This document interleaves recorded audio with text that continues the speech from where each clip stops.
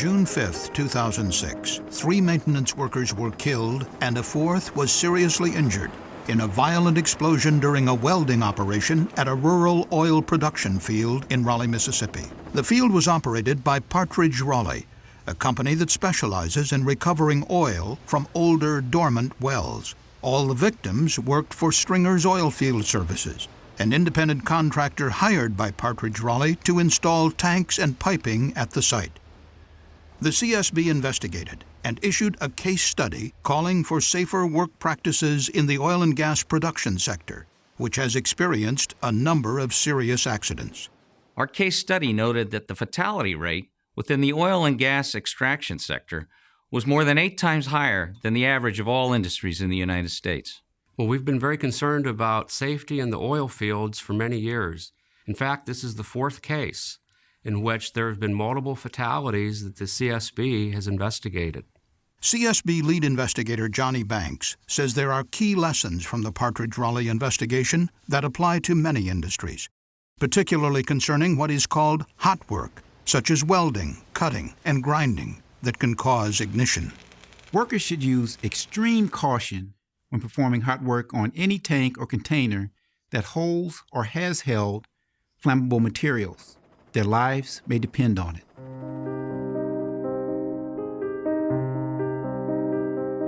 The following animation shows how unsafe work practices and a lack of training led to a tragic loss of life at the Partridge-Raleigh Oilfield.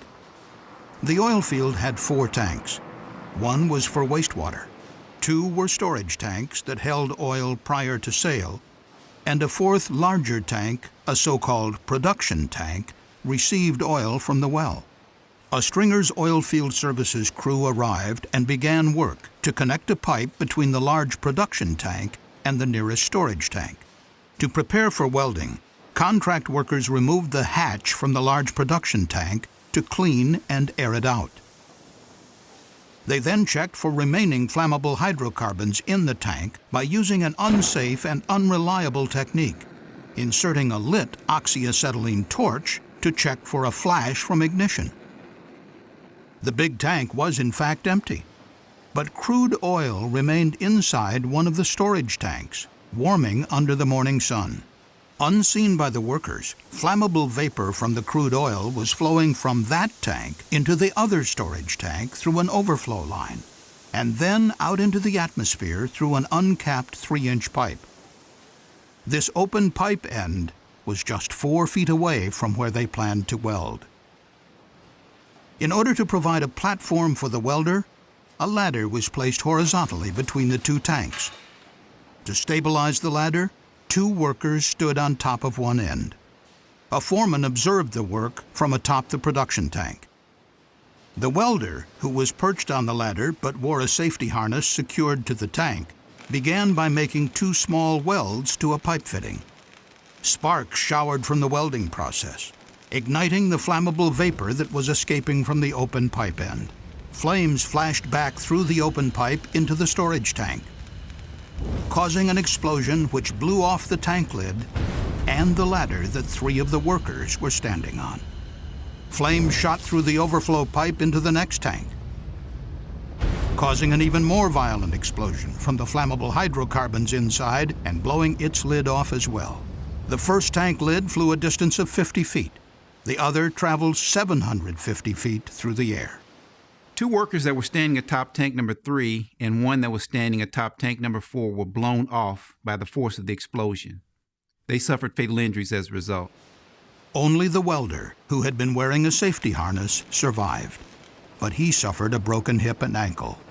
The CSB investigation identified several unsafe work practices that contributed to the likelihood or severity of this accident. Prior to welding, workers only tested for the presence of hydrocarbons by inserting a lit acetylene torch into the production tank.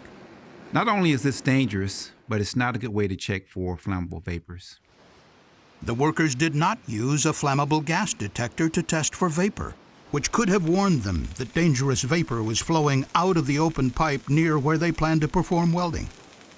Another unsafe practice was not capping the open pipe, especially important since all the tanks were interconnected. and one contained a significant amount of crude oil. This case is a reminder that we need to look at hazards in the area around where we're working, that equipment that may be nearby that isn't directly involved in the job that you're doing, such as welding, can have deadly consequences if you don't address the hazards. The CSB report also noted that the use of a makeshift work platform, the ladder braced by workers standing on top of the storage tank, unnecessarily put these two men in harm's way. They died when they fell from the exploding tank. The American Petroleum Institute, the National Fire Protection Association, and other organizations provide guidelines for safely performing hot work. Safe practices include issuing written hot work permits, ensuring work is performed only by trained personnel who understand the hazards, isolating areas where hot work will be performed from piping or tanks that contain flammable or combustible liquids by installing caps, blinds, or other physical devices, and using a gas detector to test for a flammable atmosphere before and during work. Oilfield work can be extremely hazardous, and that's why training and procedures to do jobs such as hot work and welding are absolutely essential to avoid tragedies like the one in Mississippi. The CSB found that neither Partridge-Raleigh nor its contractor, Stringer Oilfield Services, followed OSHA requirements for burning and welding operations.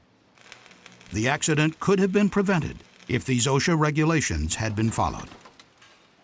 Although OSHA implemented a special emphasis program to inspect oil fields in several other key states, in the 5 years preceding the Partridge-Raleigh accident, OSHA did not conduct any planned inspections of the more than 1,000 oil fields in Mississippi.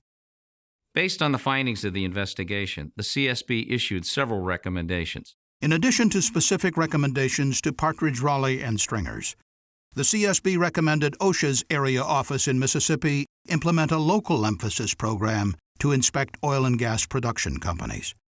And the CSB recommended that the Mississippi State Oil and Gas Board, a regulatory agency, establish a program to identify and report unsafe oil field conditions to OSHA. Accidents like this need not take place if companies follow regulations and safe work practices. For more information on the Partridge-Raleigh accident, please visit our website at csb.gov.